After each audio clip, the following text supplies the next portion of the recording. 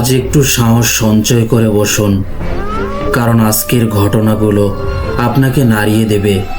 ঘটনাটা আপনাকে মনোযোগ দিয়ে শুনতে হবে। ঘটনা শুরুর আগে আয়াতুল কুরসি পড়ে নিন। ঘটনা শুরু করা যাক। আমি একজন পাকিস্তান রেলওয়ের লোকোমোটিভ পাইলট ছিলাম। সম্প্রতি অবসর নিয়েছি। এখন বয়সও অনেক হয়েছে। জীবনের বড় একটা সময় আমি পাকিস্তান রেলওয়েতে কাটিয়েছি। বহুবার মালগাড়ির ইঞ্জিন চালিয়েছি। আর সেই সময় আমার জীবনে এমন একটা ঘটনা ঘটেছিল যা ছিল খুব ভয়ানক, ভয় আর আতঙ্কে ভরা। পান্নু আকিল আর রডি এর মাঝের যে এলাকা, সেটি তখন খুব ভয়ঙ্কর বলে পরিচিত ছিল। 70-80 দশকে ডাকাতেরা ঘোড়ায় চড়ে এসে ট্রেন লুট করত। তাই যখনই এই এলাকা পড়ত, আমি খুব সতর্কভাবে নির্দিষ্ট গতিতে ট্রেন চালাতাম। ভেতরে ভেতরে ভয়ও লাগতো। পরে আস্তে আস্তে অভ্যস্ত হয়ে যাই। কিন্তু রাতের সময় সেই পথ দিয়ে ট্রেন গেলে আজীবন একটা অদ্ভুত ভয় লেগেই থাকতো। যেন কোনো সিগন্যাল অফ না হয়, ট্রেন যেন থামাতে না হয়। 1990 সালের এক সময়কার ঘটনা। আমি করাচি থেকে লাহোরগামী এক মালগাড়ি চালাচ্ছিলাম। প্রায় 50টা বগি ছিল, সবগুলিতে কার্গো ভর্তি। ট্রেনের একদম শেষে ছিল গার্ড ভ্যান, যেখানে একজন গার্ডও থাকে। এর আগেও বহুবার রাতের বেলায় এই জায়গা দিয়ে ট্রেন চালিয়ে গেছি, কিন্তু কখনো থামতে হয়নি। কিন্তু সেই রাতে এক অদ্ভুত ঘটনা ঘটে গেল। ট্রেনের মাঝামাঝি কোথাও একটা বড় সমস্যা দেখা দিল। আর সেটি ঘটেছিল একদম ঠিক সেই জায়গাতেই, রডি আর পান্নু আকিলের মাঝখানে। এলাকা সম্পূর্ণ নির্জন ও ভুতুড়ে। চারপাশে ছোটখাটো জঙ্গল, ঝোপঝাড়ে ঢাকা অন্ধকার পথ। ঠিক সেই জায়গাতেই আমার ট্রেনটা থেমে গেল। এখন আমার জিনভূতের ভয় ছিল না, আমার ভয় ছিল ডাকাতদের। কারণ এই জায়গাটা ছিল একসময় ডাকাতদের আড্ডা। আর আমি জানতাম, যদি কোনো কারণে ট্রেন এখানে থেমে যায় তাহলে বিপদ হবেই। ট্রেনটায় তখন অনেক ভারী মাল বোঝাই ছিল এবং একটা টেকনিক্যাল সমস্যা তৈরি হওয়ায় আমাকে ট্রেন থামাতেই হলো। কাছের জংশনে আমি সিগন্যাল পাঠালাম, কিন্তু সাহায্য কখন পাওয়া যাবে কিছুই জানা ছিল না। তাই বাধ্য হয়ে আমাদের ট্রেনটা সেই নির্জন অন্ধকার জায়গাতেই দাঁড়িয়ে রইল। আমি আর আমার সঙ্গে থাকা আরেকজন ড্রাইভার। সে আমার জুনিয়র ছিল, বয়সে অনেক ছোট, ভালো মনের ছেলে। দুইজনেই ইঞ্জিন কেবিনে বসে আছি। ওর মধ্যে ভয় ঢুকে গিয়েছিল। আমি তাকে বললাম, ভয় পেও না, কিছু হবে না, আল্লাহ খেয়াল রাখবেন। আমাদের শুধু অপেক্ষা করতে হবে। আমরা জানালার বাইরে তাকিয়েছিলাম। ইঞ্জিনের সামনের দিক, ডান বাম দুই পাশে যেন কোথা থেকে কেউ চলে না আসে। ট্রেনের ইঞ্জিন তখনও চালু ছিল, কারণ সমস্যা ছিল চলন্ত অবস্থায়, স্থির অবস্থায় নয়। কিন্তু চারপাশের দৃশ্যটা এত আবহ ছিল যে বর্ণনা করা কঠিন। দূরে কোথাও শকুন আর পেঁচার ডাক, আর তার সঙ্গে জঙ্গলের গভীর থেকে নেকড়ে বা বন্যজন্তুর গর্জন। রাতে নীরবতার চিরে বারবার কানে এসে বাজছিল। মনে হচ্ছিল পুরো বন যেন হঠাৎ আমাদের উপস্থিতি টের পেয়ে জেগে উঠেছে। সেই নীরবতা, সেই অন্ধকার, যে কেউ একা দাঁড়িয়ে থাকলে ভয় পেয়ে জ্ঞান হারাতো। আমি আমার জুনিয়রকে ভয় থেকে মন সরানোর জন্য বললাম, এক কাজ করো, ওই থার্মোসে চা আছে, ঢেলে দাও, আর সঙ্গে কিছু বিস্কুটও খেয়ে নেই। সে তাই করলো, চা ঢাললো। দুইজনে কিছু খেতে শুরু করলাম। আপনারা অনেকেই জানেন, লোকোমোটিভ ইঞ্জিনের সামনে যে লাইট থাকে সেটা প্রচণ্ড শক্তিশালী। দূর পর্যন্ত রেল লাইন চকচক করে দেখা যায়। চারপাশ নিস্তব্ধ, সিগন্যাল একটাই, কোনো মানুষ নেই। এমন সময় হঠাৎ মনে হলো লাইটের সামনে দিয়ে যেন কিছু একটা সরে গেল, ঠিক যেন কোনো ছায়া হঠাৎ করে লাইটের সামনে দিয়ে পার হয়ে অন্য পাশে চলে গেল। যখন কিছু একটা আলোর সামনে দিয়ে যায়, তখন আলো কিছুক্ষণের জন্য নিভে গিয়ে আবার জ্বলে ওঠে। সেই মুহূর্তের অনুভূতি আমি ঠিক তেমনটাই পেলাম। চোখের কোণে টের পেয়েই আমি তাকালাম, ডান দিকের জানালা জঙ্গলের দিকেই দৃষ্টি ছিল, কিন্তু এক পলকের মধ্যে সেই ছায়াটা অদৃশ্য হয়ে গেল। আমার বুকের ভেতরটা কাঁপতে শুরু করলো এক অজানা আতঙ্কে। আমার জুনিয়র তখন চা ঢালছিল, সেও আলোয় কিছু নড়াচড়া টের পেয়েছে, কারণ ইঞ্জিনের বাইরের আলো কিছুটা ভেতরে ঢুকছিল। সে কাপা গলায় জিজ্ঞেস করলো, স্যার এটা কি হলো? আমি বললাম, কিছু না, হয়তো আলো নিভে জ্বলে উঠেছে। কিন্তু সত্যি বলতে আমাদের দুইজনেরই ভয়ে জমে গেছি আমরা। আমার বয়স তখন 40-এর কাছাকাছি, কিন্তু সেই রাতে মনে হচ্ছিল বুকের ভেতর একটা ঠান্ডা হাওয়া ঢুকছে। আমি বললাম, এক কাজ করো, সব জানালা ভালো করে বন্ধ করে দাও, আর দরজাও ঠিক করে চেক করো, কোথাও ফাঁক থাকলে এখনই ঠিক করে ফেলো। সে সব চেক করে দেখলো সব দরজা জানালা বন্ধ। জানালাগুলো কাচের, তাই বাইরে দেখা যাচ্ছিল, কিন্তু ভেতরটা সুরক্ষিত। তবু মনে হচ্ছিল যেন বাইরে কেউ দাঁড়িয়ে আছে, অন্ধকারের আড়ালে নিঃশব্দে তাকিয়ে আছে আমাদের দিকে। আমার মনটা তখন একটাই চিন্তায় অস্থির, গার্ডের কথা। সে একদম ট্রেনের শেষ প্রান্তে ছোট্ট গার্ড ভ্যানে একা বসে আছে। আমরা ইঞ্জিনে দুইজন, আর সে একা ওই নির্জনে। আমি শুধু মনে মনে বললাম, আল্লাহ খায়ের করুক। রাত গভীর হয়ে গেছে, নিশ্চয়ই পেছনের গার্ড ভ্যানে থাকা লোকটা তখন ঘুমাচ্ছিল। আমরা তাতেই ভেবেছিলাম। আমি আর আমার জুনিয়র তখন ইঞ্জিনে বসে অপেক্ষা করছি, কবে সাহায্য পৌঁছাবে বা কখন সাহায্য পৌঁছাবে। তখনকার দিনে যাত্রীবাহী ট্রেনও খুব কম ছিল, আর আরামদায়কও না।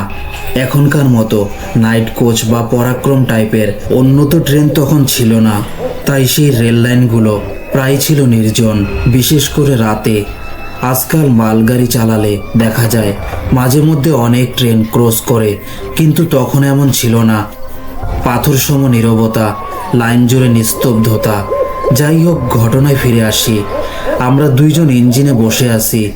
আমি আমার জুনিয়রকে বললাম, আল্লাহর নাম নাও, ভয় পেও না, আল্লাহ খায়ের করবেন। অনেকক্ষণ কেটে গেল। হঠাৎ দেখি দূরে, ঠিক যত দূর পর্যন্ত আমাদের হেডলাইটের আলো পৌঁছায়, তার শেষ প্রান্তে যেন কেউ জঙ্গলের দিক থেকে একটা ভারী জিনিস টেনে আনছে রেল লাইনের ওপর। দূর থেকে সেটা একটা অদ্ভুত নড়াচড়া। আমার জুনিয়র ভয় পেয়ে বলল, স্যার দেখেন, ওখানে কিছু আছে। আমি তাকিয়ে দেখলাম, হ্যাঁ সত্যি, একটা ছায়ামূর্তি, যেন কোনো অজানা প্রাণী একটা ভারী কিছু টেনে এনে রেল লাইনের ওপর ফেলছে। অন্ধকারে বোঝা যাচ্ছিল না সেটা মানুষ নাকি অন্য কিছু। আমি হতভম্ব হয়ে বললাম, এটা কি জিনিস? কে ওটা করছে? কেউ কি আমাদের পথ বন্ধ করতে চাইছে নাকি? আমরা আরো মনোযোগ দিয়ে তাকালাম। চোখের সামনে ঘটছে, অথচ মাথা কাজ করছিল না। আমি কেবল বলছিলাম, ইয়া আল্লাহ, আমরা কোথায় ফেসে গেলাম? এখন যদি এখান থেকে না বের হতে পারি, আমাদের কি হবে কে জানে। আমাদের দুইজনের শরীর ঘামতে শুরু করলো, বুকের ধড়ফড় বাড়ছিল প্রতি সেকেন্ডে। কিছুক্ষণ পর দেখি দূরের জঙ্গল থেকে ঝোপঝাড়ের আড়ালে যেন কিছু অবয়ব নড়ছে। এক নয়, দুই নয়, তিনটা। তারা যেন দাঁড়িয়ে আমাদের দিকে তাকিয়ে আছে।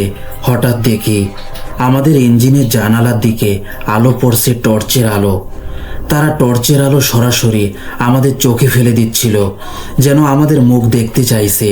আমরা বুঝে গেলাম এরা নিশ্চয়ই ডাকাত। এখন ওরা আমাদের গতিবিধি দেখছে, আমাদের ঘিরে ফেলেছে, হয়তো পুরো ট্রেন লুটের প্রস্তুতি নিচ্ছে। কিছুক্ষণ পরে সব আলো নিভে গেল। আমরা আতঙ্কে চোখ বড় বড় করে তাকালাম। যেই দিক থেকে টর্চের আলো আসছিল সেখানে এখন কিছুই নেই, অন্ধকার, নিস্তব্ধতা। আমরা দুইজনই বুঝে গিয়েছিলাম কেউ না কেউ আমাদের চারপাশে আছে, অদৃশ্যভাবে নিঃশব্দে আমাদের ঘিরে রেখেছে। আমার বুকের ভেতরটা তখন যেন কাঁপছিল। যে কোনো সময়ে কেউ এসে দরজা ধাক্কা দেবে, হয়তো অস্ত্র ঠেকিয়ে আমাদের নামতে বলবে, তারপর ট্রেন লুট করবে। কিন্তু আমরা চুপচাপ বসে রইলাম, একটুও কথা না বলে শুধু আল্লাহর নাম নিচ্ছিলাম। আমি বারবার মনে মনে বলছিলাম, ইয়া আল্লাহ, এখন আপনি রক্ষা করুন। এরপর আমার মনে হলো আমাকে ট্রেনের পেছনের দিকে যেতে হবে। কারণ ইঞ্জিনে যে সমস্যাটা হয়েছিল সেটা যদি আমি ভালো করে দেখি তাহলে হয়তো টেকনিশিয়ানরা আসার পর তাদের গাইড করতে পারবো, সময়ও বাঁচবে। মনে হচ্ছিল হয়তো ছোটোখাটো কিছু আমি নিজেই ঠিক করে ফেলতে পারবো, কিন্তু বাইরে বের হওয়ার সাহস ছিল না একটুও। আমি আমার জুনিয়রকে বললাম, দেখো এসব যা হচ্ছে হোক, কিন্তু আমাদের ট্রেন এখানেই ফেলে রাখা যাবে না, আমাদের এই ট্রেন এখান থেকে বের করতেই হবে। সে ভয় পেয়ে আমার দিকে তাকালো, কিন্তু মাথা নেড়ে সম্মতি দিল। আমরা জানতাম যাই হোক ট্রেন যদি এখানেই থেমে থাকে তাহলে যা ঘটবে তা ভালো কিছু হবে না। আমার জুনিয়র তখন বলল, স্যার একটু অপেক্ষা করি না কেন, দেখি পরিস্থিতি একটু শান্ত হয় কিনা, তারপর বের হব। আমি মাথা নেড়ে চুপ করে গেলাম। ভয় তখন আমার ভেতরেও কুরে কুরে খাচ্ছে। ঠিক তখনই পেছন দিক থেকে একটা সিটি বাজতে শোনা গেল। ওটা আমাদের গার্ডের সিটি। গার্ডের ভ্যান একদম ট্রেনের শেষ প্রান্তে থাকে, আর সেই সিটিটা যেন আমাদের উদ্দেশ্যে বাজানো হচ্ছিল। মনে হচ্ছিল সে হয়তো আমাদের কোনো সংকেত দিচ্ছে বা আমাদের ডাকছে। আমি তৎক্ষণাৎ উঠে দরজা খুলে পেছনের দিকে তাকালাম, কিছু দেখা গেল না। তারপর আমি ডান পাশের দরজাটা খুলে বাইরে তাকালাম। তখন দেখি অনেক দূরে গার্ডের হাতে একটা লাল আলো জ্বলছে। সে টর্চটা নাড়াচ্ছে এমনভাবে যেন আমাদের দিকে ইশারা করছে, এদিকে আসো। আমি স্তব্ধ হয়ে গেলাম। মনে হলো গার্ড কোনো বিপদে পড়েছে আর আমাদের সাহায্য চাইছে। আমি দ্রুত ফিরে এসে আমার জুনিয়রকে বললাম, দেখো কিছু একটা ঠিক নেই, গার্ড একা ওখানে, আর এখানে অদ্ভুত সব ঘটনা ঘটছে, আমাদের কিছু করতে হবে। ঠিক তখনই হঠাৎ করে ট্রেনটা একটা প্রবল ধাক্কা খেলো। একটা থম শব্দ হলো, যেন ট্রেনের পেছনের কোনো বগি বা দিক দিয়ে কিছু এসে আঘাত করলো। ভাবুন, আমরা পুরোপুরি থেমে আছি, তবুও ট্রেনটা কেঁপে উঠল, যেন ভূমিকম্প হলো। এক মুহূর্তের জন্য মনে হলো হয়তো অন্য কোনো ট্রেন এসে পেছন থেকে ধাক্কা দিয়েছে, কিন্তু সেটা সম্ভব ছিল না, কারণ এমন ধাক্কায় তো মারাত্মক ক্ষতি হতো। এই ঝাঁকিটা ছিল একবারের একটা তীব্র কম্পনের মতো, তারপর আবার নিস্তব্ধতা। মানে কিছু একটা বিশাল জিনিস ট্রেনের পেছনের দিকে আঘাত করেছে। এত ভারী ট্রেন কাঁপানো কোনো সাধারণ ব্যাপার নয়। আমরা দুইজনই ভয়ে স্থির হয়ে গেলাম। এদিকে গার্ডের সিটি আবার বাজছিল টানা ব্যাকুল ভাবে। তারপর হঠাৎ সেটাও বন্ধ হয়ে গেল। আমি বললাম, না আর দেরি করা যাবে না, চলো দেখি কি হয়েছে। আল্লাহর নাম নিয়ে বের হই। আমরা নামার প্রস্তুতি নিচ্ছিলাম, এমন সময় আমার জুনিয়র ডান পাশের জানালার বাইরে তাকিয়ে আতঙ্কে চিৎকার করে উঠল। আমি চমকে বললাম, কি হয়েছে? সে কাঁপা গলায় বলল, স্যার আমাদের গার্ড। আমি তাকালাম আর দেখলাম সত্যি আমাদের গার্ড দাঁড়িয়ে আছে জঙ্গলের ভেতর অন্ধকারের ধারে, আমাদের দিকেই তাকিয়ে, একদম স্থির নিস্তব্ধ, শুধু তাকিয়ে আছে, কোনো কথা নেই, কোনো নড়াচড়া নেই। আমি তাকে হাত নেড়ে ডাকলাম, ওই এখানে আসো, কিন্তু সে গার্ড একদম নড়ল না। আমরা আবার ডাক দিলাম, আর ঠিক তখনই সে পিছন ফিরে জঙ্গলের অন্ধকারে গায়েব হয়ে গেল। আমি আর আমার জুনিয়র একে অন্যের দিকে তাকিয়ে স্তব্ধ হয়ে গেলাম।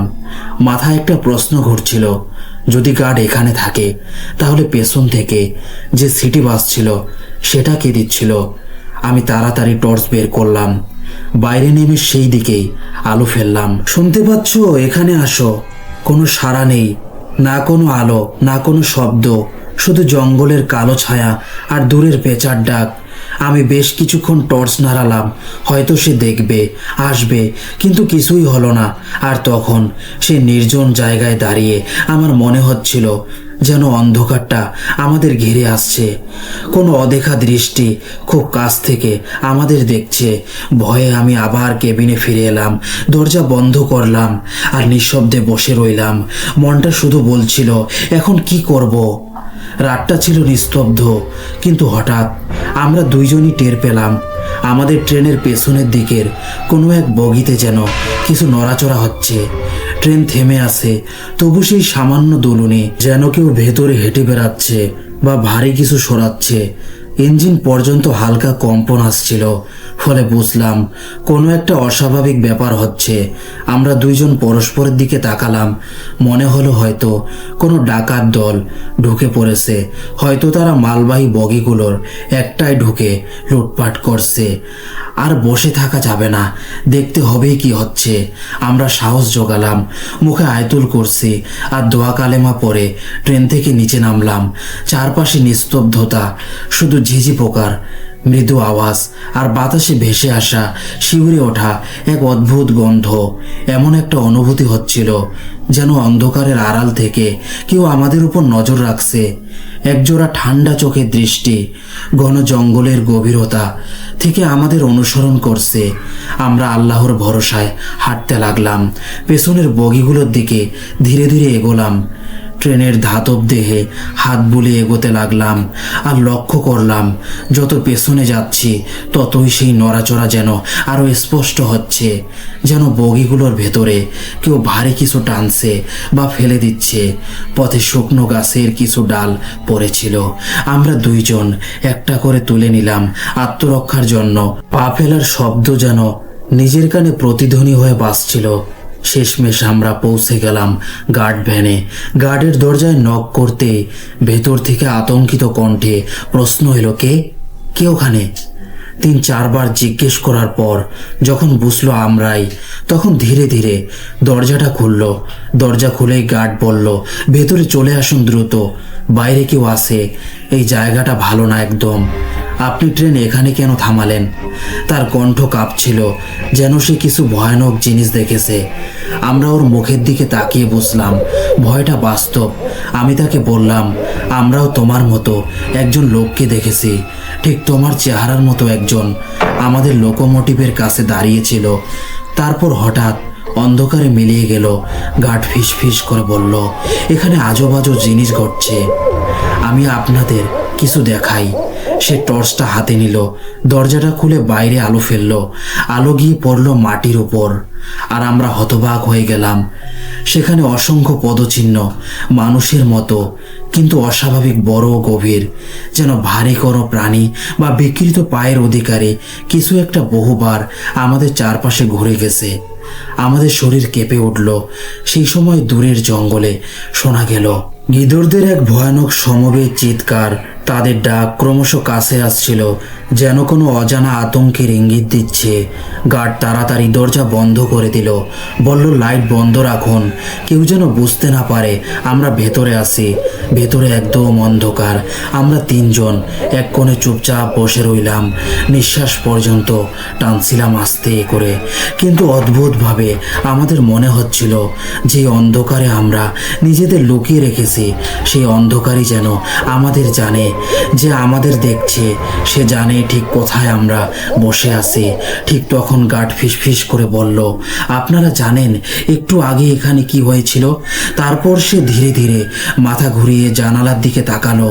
বাইরে এখনো গিদড়দের ভয়ানক ডাক, আর বাতাসে ভেসে আসছিল মরচে ধরা রক্তের গন্ধ। লোকোমোটিভের সেই প্রচণ্ড ঝাঁকুনিতে আমরা সবাই প্রায় চেয়ারের ওপর থেকে লাফিয়ে উঠেছিলাম। গার্ড চিন্তিত গলায় বলল, সব ঠিক তো? এমন ধাক্কা তো সাধারণত পড়ে না। আমি কাপা গলায় উত্তর দিলাম, না, এটা ইঞ্জিনের ঝাঁকুনি না, এটা অন্য কিছুর ধাক্কা, যেন কোনো ভারী কিছু এসে পুরো ট্রেনটাকে আঘাত করলো। তারপর আমরা 3 জনই অবাক দৃষ্টিতে একে অপরের দিকে তাকালাম, কারণ আমরা যত দূর যাচ্ছিলাম কোথাও কোনো মানুষ নেই, কোনো নড়াচড়াও নেই। তবুও সেই অদ্ভুত ধাক্কার উৎস যেন কোথাও কাছেই ছিল। এদিকে জঙ্গলের দিক থেকে আসা শেয়াল বা গিদড়দের আওয়াজ আরো তীব্র হয়ে উঠছিল। কিছুক্ষণ পর বুঝলাম তারা এখন একেবারে আমাদের গার্ড ভ্যানের চারপাশে জড়ো হয়েছে।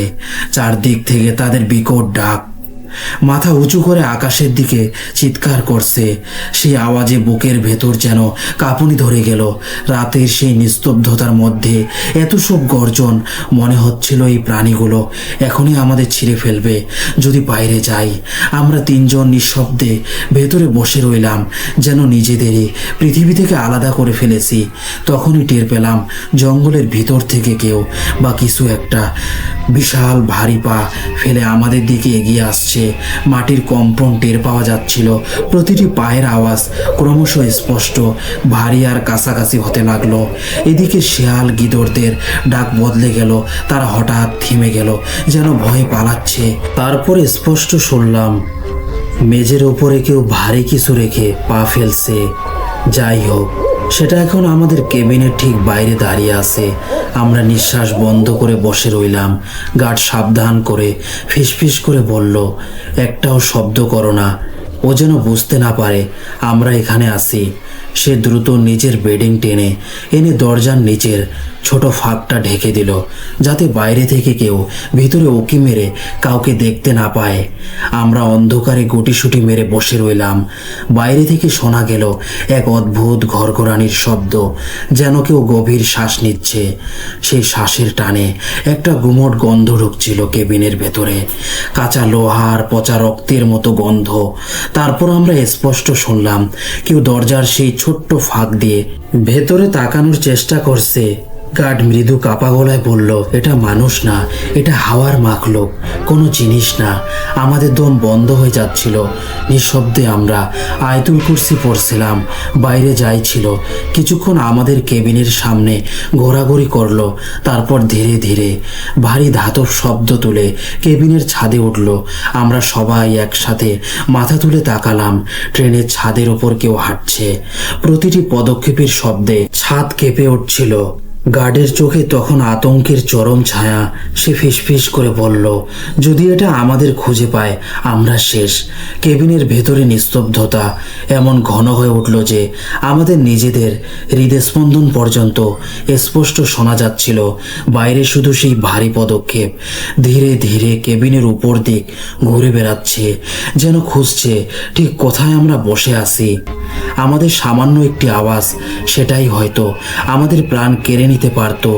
ওসব অদৃশ্য মাখলুকের কাছে লোহার দরজা ভাঙা বা মানুষ ছিঁড়ে ফেলা ওদের জন্য কোনো বড় কাজ নয়। আমাদের মনের ভেতর একটাই প্রশ্ন ঘুরছিল, এরা আসলে কি? আর উপরে ট্রেনের ছাদে সেই ভারী শ্বাসের শব্দ এখনো শোনা যাচ্ছিল, গভীর গর্জনময় নিঃশ্বাস, যেন কোনো জন্তু নয়, এক অজানা দানব। আমরা অনেকক্ষণ নিঃশব্দে বসে রইলাম। তারপর একসময় মনে হলো যেন ওটা উঠে চলে গেছে, কিন্তু সমস্যা হলো ওটা যাওয়ার শব্দটাও পাওয়া গেল না। তাই আমরা নিশ্চিত হতে পারছিলাম না ও গেছে না এখনো ছায়ার মতো বসে আছে ঠিক মাথার ওপরে। বাইরে গিয়ে দেখা দরকার, কিন্তু কে বের হবে এই মৃত্যু ভয়ে? তবুও গার্ড বলল, আমি দেখি কতক্ষণ এমন বসে থাকবো। দরজা খুলছি। সে আস্তে করে দরজা খুলে নিচে নামলো। আমরা নিঃশ্বাস বন্ধ করে তার প্রতিটা পদক্ষেপ শুনছিলাম। সে একটু পেছনে গিয়ে উপরের ছাদটার দিকে তাকালো আর হঠাৎ থেমে গেল। তার মুখে ভয় যেন জমে বরফ হয়ে গেল। আমরা বুঝে গেলাম সে কিছু দেখেছে। সে ধীরে ধীরে ফিরে এসে দরজা বন্ধ করলো। তার মুখ ফ্যাকাশে, ঠোঁট শুকিয়ে গেছে। আমি ফিসফিস করে বললাম, উপরে কি দেখলে? সে কাপা গলায় বলল, ওটা ওটা মানুষ না, পশুও না, কেমন যেন একটা কালো জিনিস, একদম পিচ কালো। হাত পা আছে, কিন্তু মানুষের মতো না, নিজের সাথেই কথা বলছে, যেন হাত নেড়ে ঠোঁট নাড়ছে, একদম পাগলের মতো। তারপরে হঠাৎ ধপ করে একটা শব্দ, পুরো কেবিন কেঁপে উঠল। ওই জিনিসটা বুঝে গেছে আমরা ভেতরে আছি। সঙ্গে সঙ্গে ভয়ঙ্কর এক ধাক্কায় ওটা দরজার দিকে ঝাঁপিয়ে পড়ল। ধপ করে ধাতব দরজাটা এমনভাবে কাঁপছিল, মনে হচ্ছিল এখনই ভেঙে পড়বে। আমরা তিনজন ভেতরে বসে আয়াতুল কুরসি আর সূরা ফালাক নাস পাঠ শুরু করলাম। গার্ডের কণ্ঠ কাঁপছিল, কিন্তু সে জোরে জোরে পড়ছিল। আর আশ্চর্যের ব্যাপার, যতই আমরা পড়ছিলাম বাইরের সেই ভয়ঙ্কর আওয়াজ ধীরে ধীরে থেমে যাচ্ছিল। একটার পর একটা আঘাত বন্ধ হয়ে গেল। তারপর হঠাৎ আবার নিস্তব্ধতা নেমে এলো, যেন কিছুই হয়নি কখনো। আমরা কয়েক মিনিট নিঃশব্দে অপেক্ষা করলাম কোনো আওয়াজ আসে কিনা, কিন্তু সবকিছু চুপচাপ। শেষমেশ আমি বললাম, চলো সবাই একসাথে বের হই, বাইরে গিয়ে দেখি আসলে কি হয়েছে। তিনজন একসাথে উঠে দাঁড়ালাম। গার্ড বন্দুক হাতে নিয়ে আস্তে করে দরজা খুলল। বাইরে ঘন কুয়াশা, চাঁদের হালকা আলোয় রেললাইন ঝিলমিল করছে। সবকিছু শান্ত, ভৌতিকভাবে শান্ত। আমরা টর্চ জেলে চারপাশে তাকালাম। না, কোথাও কিছু নেই, না কোনো ছায়া, না কোনো আওয়াজ, শুধু নীরবতা আর ঠান্ডা বাতাস। আমি বললাম, চলো এখনই লোকোমোটিভে ফিরে যাই, সাহায্য আসবে, সেখানেই আমাদের খুঁজবে। গার্ড মাথা নেড়ে রাজি হলো। তার হাতে বন্দুকটা শক্ত করে ধরা, যেন পরের মুহূর্তেই গুলি চালাতে প্রস্তুত। আমরা ধীরে ধীরে ট্রেনের সামনের দিকে হাঁটা শুরু করলাম, অন্ধকার জঙ্গল পেরিয়ে, নিস্তব্ধ রেল লাইনের ওপর দিয়ে। কিন্তু কেউ টেরও পেল না। যে পথ ধরে আমরা ফিরছিলাম, আমাদের পায়ের ঠিক পাশে কারো আরেক জোড়া পা ঠিক আমাদের সাথে হাঁটছিল। আমরা এমনভাবে হাঁটছিলাম যেন সিনেমার মতো, 2-3 জন একসাথে, সতর্ক ও প্রস্তুত। যদি কিছু ঘটে সঙ্গে সঙ্গে প্রতিরোধ করা যাবে। আমাদের হাতে ছিল কাঠের লাঠি, আর গার্ডের হাতে লোড করা বন্দুক। সে বন্দুকটা সামনে ধরে রেখেছিল, যেন যে কোনো মুহূর্তে গুলি চালাতে পারে। আমরা ধীরে ধীরে এগোচ্ছিলাম। যখন আমাদের সেই গার্ড ভ্যানের কাছে পৌঁছালাম, দেখি চারপাশে ছড়িয়ে আছে শেয়ালের মৃতদেহ, যেন কেউ তাদের ছিঁড়ে ফেলে দিয়েছে। দৃশ্যটা এতটাই ভয়ঙ্কর ছিল যে বুকের ভেতরটা ঠান্ডা হয়ে গেল। আমরা থেমে না থেকে এগিয়ে চললাম। ট্রেনের মাঝামাঝি অংশে পৌঁছালে হঠাৎই আমরা অনুভব করলাম ট্রেনের অন্য পাশে কেউ হাঁটছে। আমরা যেমনই পা ফেলছি, সেও তেমনই পা ফেলছে। আমরা থেমে গেলে ওরও পা থেমে যায়। পরস্পরের চোখে চোখ রাখলাম, সবাই বুঝে ফেললাম কোনো অদৃশ্য কিছু আমাদের ফলো করছে। ট্রেনের নিচে ছড়িয়ে থাকা পাথরের ওপর দিয়ে কেউ হাঁটলে যেরকম শব্দ হয়, সেই একই শব্দ আসছিল ট্রেনের অপর প্রান্ত থেকে। আমরা 3 জনের পায়ের শব্দের সঙ্গে মিশে যাচ্ছিল আরও কয়েকটা অতিরিক্ত পদধ্বনি। এবার আমরা নিচু হয়ে বগির মাঝের ফাঁক দিয়ে উঁকি দিলাম। আমাদের চোখে পড়ল সামনের দিকে কিছু পা নড়ছে, ঠিক আমাদের সমান্তরালে। সেই মুহূর্তে গার্ড ফিসফিস করে বলল, ওটা মানুষ না। আমরা ভয় চেপে এগোলাম আরও কিছুটা দূরে। আশা করছিলাম সামনে কোনো ফাঁক পেলে পরিষ্কার দেখা যাবে ওটা কি। কিন্তু আমরা যেই ফাঁকের সামনে এলাম, দেখলাম ওই একই কালো অবয়ব যেটাকে গার্ড রাতে নিজের কেবিনের ছাদে দেখেছিল। এবার সেটি ট্রেনের অপর পাশে আমাদের সঙ্গে সঙ্গে চলছে। একটা না, দুটো না, দুটো কালো ছায়া একসাথে। তারা থেমে হঠাৎ মুখ ঘুরিয়ে আমাদের দিকে তাকালো, আর ঠিক তখনই এক বিকট চিৎকারে গোটা বন কেঁপে উঠল। এমন শব্দ যা মানুষের কানে সহ্য করা যায় না। আমরা পাথরের ওপর দিয়ে প্রাণপণে দৌড় দিলাম। পেছনে তাকানোর সাহস ছিল না। পায়ের নিচে পাথর ছিটকে যাচ্ছিল, আর বুকের ভেতর ধুকপুকানি বাড়ছিল ক্রমে। আমরা ছুটতে ছুটতে অবশেষে লোকোমোটিভে পৌঁছে গেলাম। আমার কাছে চাবি ছিল। কাপা হাতে দরজা খুলে সবাই ভেতরে ঢুকে গেলাম। দরজা শক্ত করে বন্ধ করে দিলাম। এখন আমরা আবার একা, এই মেটালের ঘেরাটোপে বন্দি, কিন্তু অন্তত কিছুটা নিরাপদ মনে হচ্ছিল। আমি তাড়াতাড়ি সিগন্যাল পাঠালাম, আবারও বারবার, হেল্প, কেউ আসো। ঠিক তখনই বন থেকে ভেসে এলো একটা সিটি বাজানোর শব্দ, একদম সেই গার্ডের হুইসেলের মতো। আমি চমকে তাকালাম, বললাম, তোমার হুইসেল কোথায়? সে নিজের পকেট চেক করলো, তারপর মুখ ফ্যাকাশে হয়ে গেল। এটা তো আমার হুইসেলই। সেই হুইসেলের শব্দ এখন কখনো ডান দিকে, কখনো বাম দিকে, কখনো একদম লোকোমোটিভের পেছনের ঘন অন্ধকার থেকে শোনা যাচ্ছিল। আমরা বুঝে গেলাম যা কিছুটা আগেই ছাদে ছিল, যে আমাদের পিছু নিচ্ছে, সেটা এখন ঠিক বাইরে আছে। আর সবচেয়ে ভয়ের ব্যাপার, ওরা আলোয় আসে না, ওরা কেবল অন্ধকারই বাঁচে। গাছের আড়াল থেকে, রাতের ঘন ছায়ার ভেতর থেকে তারা আমাদের দিকে তাকিয়ে আছে, ধীরে ধীরে নিঃশব্দে, যেন আলোয় পা রাখলেই তাদের অস্তিত্ব বিলীন হয়ে যাবে। এটা সত্যি অদ্ভুত ছিল। পুরো ঘটনার মধ্যে আমরা একবারও দেখিনি যে ওটা আলোতে এসেছে। যাই হোক না কেন, সে কেবল অন্ধকারে আমাদের ভয় দেখাচ্ছিল। এরই মধ্যে দূর থেকে আবার সিটির মতো একটা শব্দ ভেসে আসছিল, যা বুকের ভেতর কাঁপুনি ধরিয়ে দিচ্ছিল। তারপর হঠাৎ ট্রেনের নিচে একটা হালকা কম্পন টের পেলাম, যেমন দূরে কোনো ট্রেনের লাইনের ভেতর দিয়ে কম্পন ছড়িয়ে পড়ে। আমি ভাবলাম হয়তো কেউ আমাদের সাহায্যের জন্য ট্রেন পাঠিয়েছে। সময় গড়াতে লাগলো 10, 15, 20 মিনিট। কম্পন ক্রমে বাড়তে লাগলো। আর হঠাৎ দূর থেকে ট্রেনের ইঞ্জিনের হুইসেল শোনা গেল।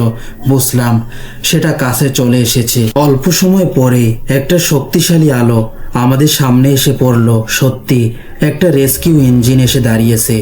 ওদের মধ্যে 2-3 জন স্টাফ ছিল, একজন ইঞ্জিন চালক, একজন মেকানিক আর আরও 2 জন কর্মচারী।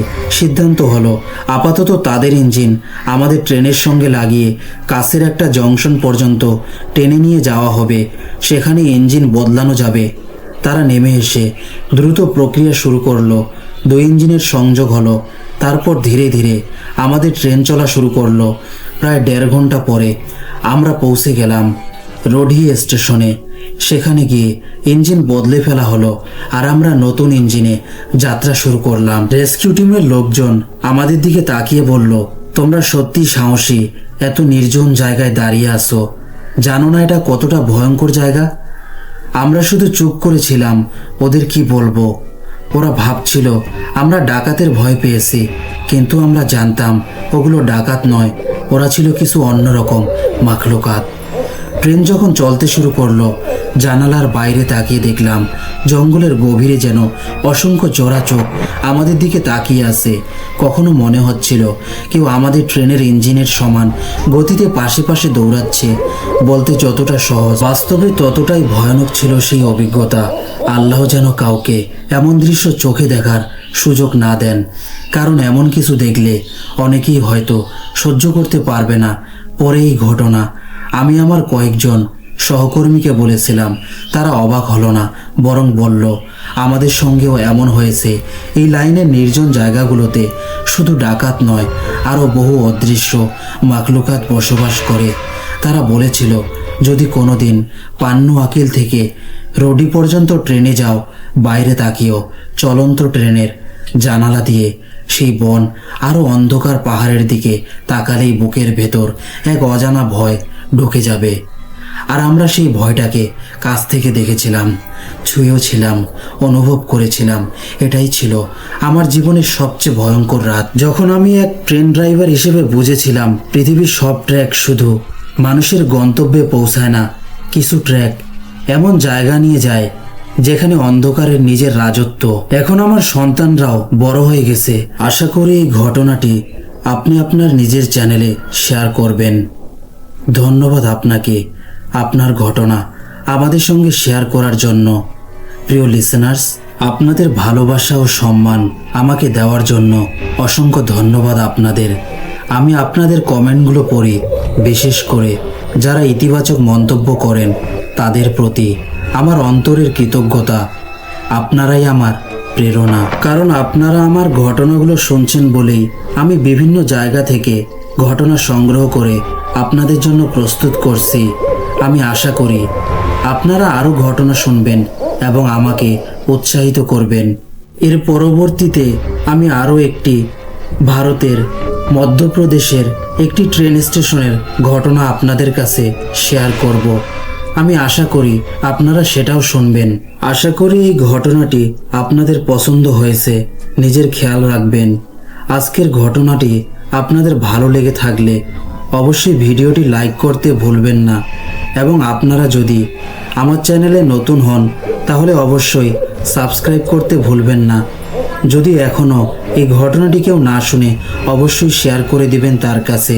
নিজের খেয়াল রাখবেন, দোয়ায় আমাকে মনে রাখবেন। আল্লাহ হাফেজ।